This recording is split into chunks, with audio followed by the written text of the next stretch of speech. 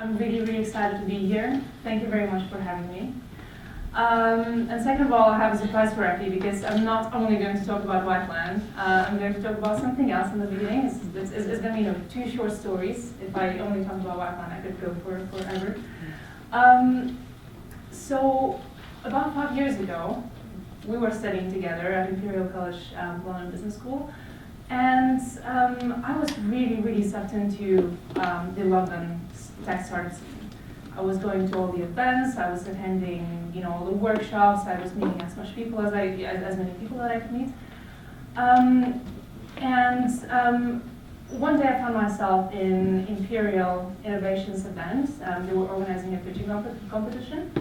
I was sitting there, I was just planning to watch.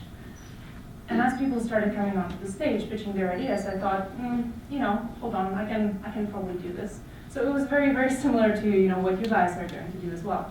And I thought, I have an idea to share with these people. So why don't I do that? I went into the stage and I pitched it. It was an applicant tracking system. I come from the background of recruitment. I spent 4 years in recruitment and HR. And 5 years ago, there were not a lot of really great tools for companies to efficiently organize their hiring process. And I had a lot of ideas how to make it better. So I went on stage, I pitched my idea. I made it to the next stage. It wasn't the first, I wasn't the last. This is the email that I got the next day. And you can clearly see I was the only one that I had my name there. Everyone else had a team already, everyone else had some user traction, everyone else had an MVP already. But I made it. And I thought, this is really, really awesome. I have something that can change the world. So the next thing I do, I come up with a logo. Logo is really important. When you start working on your idea, I'd really advise you to come up with something like a logo or a name, because that's what will give you your idea kind of, a validation for yourself. You don't have a name now. I can move on. I came up with a little description. I looked at the business model canvas. And the next thing that I needed to do was to hire a technical co-founder, because it was software as a service and I couldn't write a line of code. And that's where it all ended. Now, that's totally what you're not expecting this, but why did it end? Because I didn't find a technical co-founder, because I didn't really try looking hard enough, because life happened and I was busy with my coursework, I had other plans, I was just there, I didn't even plan a pitch in the first place. And I kind of forgot about it. And you would ask, do I regret not going forward with it?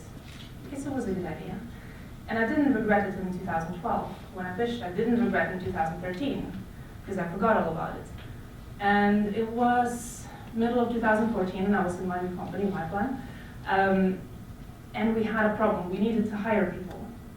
And I was like, oh my God, how do we do it more efficiently? And then I started looking online because I was looking for a tool, and you find something called Greenhouse, and I jumped on online demonstration with the founder of Greenhouse, and he starts going through his product with me. And 30 seconds in, I'm like sitting there so irritated with myself because he's literally pitching Hiro to me. He is going through the features that I had planned. He's going through the features that I should have had I done this, but I didn't do it. Talk about reasons or excuses. I didn't. Did I put enough effort? Did I, should I have done this? Shouldn't have done this? Was the coursework really important? I think of it, and you can feel my frustration, because every time I think about it now, I'm like, only if I had actually moved it forward. And this is the logo of the greenhouse. It is an amazing company, has built an amazing product. And this is the logo of another company called Workable. Is anyone familiar with Workable here? Yes. Yeah, it's a great company, right? So what happened in 2012? In 2012, I did not go for Hira. But 6 months after, I had an idea in my head. Greenhouse did in US, and Workable did in Greece. And it's an empty slide here because you're probably thinking, why is she sharing her story? Which is not, it's kind of a non-story. You guys are probably used to hearing founders here who are coming to share their, successes, how they come up with an idea, how they take it to the next level. And for me, I came up with an idea. I didn't take it to the next level. Why am I sharing this with you? And the reason is because I want you to see my frustration. It's really, really frustrated. I was so frustrated. You should have seen me on that call. I was like, oh my God. Every business starts with an idea. But, only ideas that you make them happen will translate that business in a successful business. Or, you have to start with an idea and then you need to do something with it. And I really want to encourage you here because you all have ideas that you want to take forward, and you have this amazing, amazing network of remote Greece. You have all these mentors to help you. You have each other to feed ideas off. And the first part of my story, ends here, and with an encouragement to use this network. Because I see people here with great potential to go and do it. And it is an amazing journey if you're going to embark on it. And the second part of my story is telling, I have 3 minutes left, is telling about Yplan in 3 minutes. So the reason why I know that the journey is going to be amazing is because 2 guys, Ritas and Vic, the founders of Yplan, they came up with this idea. Skip the slide, look at this, all excuses are invalid, you have your ideas, you're going to do it. I don't want to hear about, a lot of coursework that you have to do. So Reasons Vic came up with Yplan, and spontaneously I came, to the connection with them because I was literally putting my email address everywhere and all the events and all the startup things. And accidentally, I became the alpha tester of Yplan app. So they had a minimum viable product that I was using for a couple of months. This was, again, all in 2012 when Hire was not happening.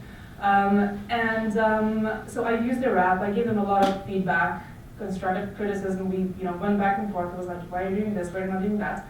And a couple of months later, they got the seed round funding.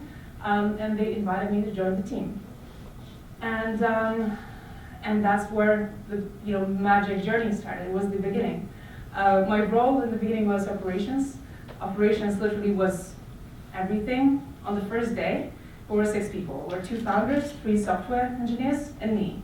I was the only non-technical person, which meant that I had to order the chairs and laptops and file a trademark and find a bank account where we could do bulk payments and hire the team and do some market research and all this stuff. And very, very quickly we hired the team. But since I only have not a lot of minutes left, I will focus on one thing. I will focus on people. Because you guys, when you get your idea going, when you come up with MVP, when you get the funding, when you start hiring your team, it is going to be very, very important, the people that you pick for your journey. And I remember Yplan, we were a family, we were spending nights together, basically, because at 11 p.m. we needed to pick up that customer call, and we didn't have any calls in the first place, so we were literally waiting until that call at 11 p.m. We wanted to solve all the problems, we wanted to work together. So you guys, when you hire your team, when you pick your people to work with, when you pick a co-founder, you really need to look for someone who shares your passion. You really need to look for someone who will be able to challenge you. You know, you don't want to agree with each other all the time. You need to find people who will do the work, who will put in the hours, who will execute. And will be done soon. You need those people to challenge you and challenge your plans and say, you know, what about another way? Have you thought about another way to approach the problem? Have you thought about that your thinking is maybe not the right thing? You know, maybe we should talk a little bit more and, you know, change our way. You know, so, you know, if you take a few things from my presentation today, is first of all create opportunities. You know, you need to participate everywhere that you can participate, and you need to build your network. This is your network. You know, everyone that people here knows is your extended network, so use it. And you know, participate. Put your email down to blogs, to I don't know, things, events. You know, and go for it. I didn't go for it. I regret a little. I really don't want you to regret anything. You know, maybe you have an idea, maybe it's not going to really work, but you know, you will only know if you go for it. You know, you can't just say that, you know, this is an idea, and watch other people do it, not you. You know, be bold and try things and fail fast, and you know, pick yourself up quickly. You know, be positive, and you know, you will succeed if you repeat this. And it's very important to have fun in the process. You know, journey is, for me, more important than the destination, most of the time. And most importantly, value people around you. This kind of feeds back to the first part, the network. Value people around you, value your peers, value your colleagues, value your competitors, value your customers. You know, listen to them. And I want to finish with a quote, obviously. You don't build a business. You build people, and they build your business. And I think that was the case, that's the case in many businesses. Thank you very much.